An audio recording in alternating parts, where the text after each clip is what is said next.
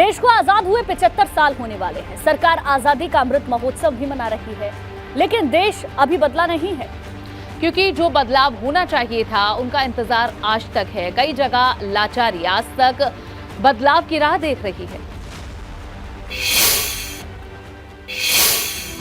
छत जो जमीन छूने को तैयार है, दीवारें जिसे दीवार कहना ही बेमानी होगी, और जब फर्श की स्थिति ऐसी है तो बच्चे आखिर कहाँ पढ़ेंगे। ये गाजीपुर का नूरुद्दीनपुरा प्राथमिक विद्यालय है जो अपनी खुद की बदहाली पर आंसू बहा रहा है।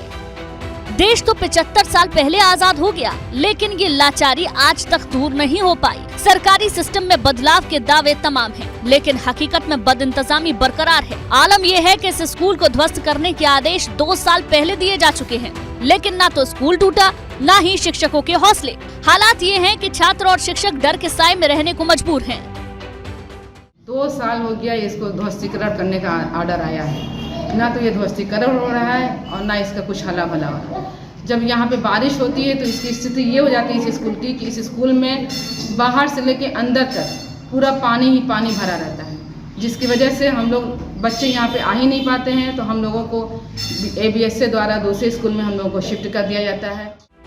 स्कूल जब बना था तब उसके साथ 4 कमरे बनाए गए थे, उनकी हालत आप देख ही चुके हैं। अब स्कूल में एक ही कमरा बचा है जिसमें एक साथ 5 कक्षाएं चलाई जा रही हैं। दावा है कि इसमें 100 बच्चे बारी बारी से पढ़ रहे हैं। खेलते खेलते छात्र कभी कभी जर्जर कमरे में भी चले जाते हैं, जहां हादसे का अंदेशा हमेशा बना रहता है। इस मामले में प्रिंसिपल साहब कई बार पत्र भी लिख चुके हैं, लेकिन समस्या जस की तस बनी हुई है।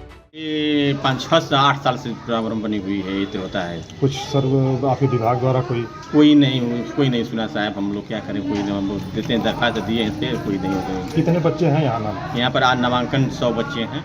मजबूरी में छात्र जमीन पर पढ़ने को मजबूर हैं, लेकिन अधिकारी सिर्फ इंतजार कर रहे हैं। हर बार की तरह अधिकारियों ने इस बार फिर से आश्वासन दे दिया है। ऐसे में जो भी विद्यालय जर्जर हो गए हैं, वहाँ किसी भी स्तर से बच्चों को वहाँ पे बैठाया नहीं जा रहा है, जिससे भी किसी भी संभावित दुर्घटना से बचा जा सके।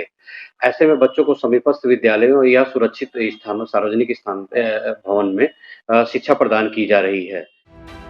एक तरफ जहां सरकारी स्कूलों के कायाकल्प का दावा हो रहा है, वहीं ये लाचारी सिस्टम के मुंह पर करारा तमाचा है।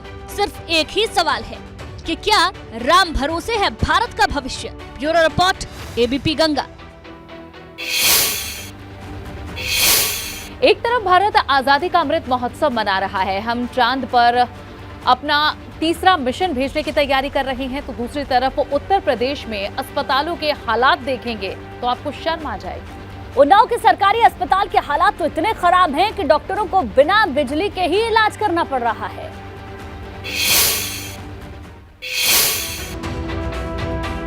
टॉर्च की रोशनी में मरीज का इलाज।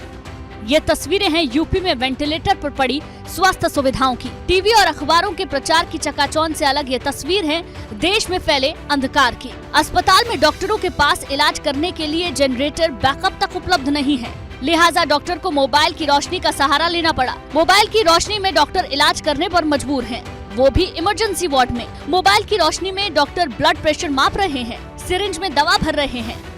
ये बांगरमऊ का सामुदायिक स्वास्थ्य केंद्र है, जहां की हालत देखकर तो ये कहा ही जा सकता है कि इससे शर्मनाक तस्वीर और क्या होगी।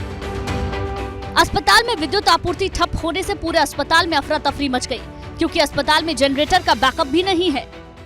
लाइट मेन जो पावर हाउस से वहाँ से प्रॉब्लम थी, 2 बार उसको बनाया गया। तो बनाने के बाद लाइट चली गई, तब तक दिन भर हमारा इन्वर्टर यूज़ हुआ, और चूँकि इन्वर्टर मेरा ख़त्म हो गया और ख़त्म होने से 10 मिनट बाद लाइट आ गई, उसी बीच के दौरान की ये घटना है। देश बदल रहा है, प्रदेश बदल रहा है, बहुत जगहों पर बदलाव भी नजर आ रहा है। शहर की कौन कहे, अब तो गांव-गांव तक बिजली पहुंच गई है, लेकिन शायद ये सिस्टम की लापरवाही है जो कि सारे किए कराए पर पानी फेर रही है, सवाल खड़े कर रही है, मरीजों की जान से खिलवाड़ कर रही है। Bureau report, ABP Ganga.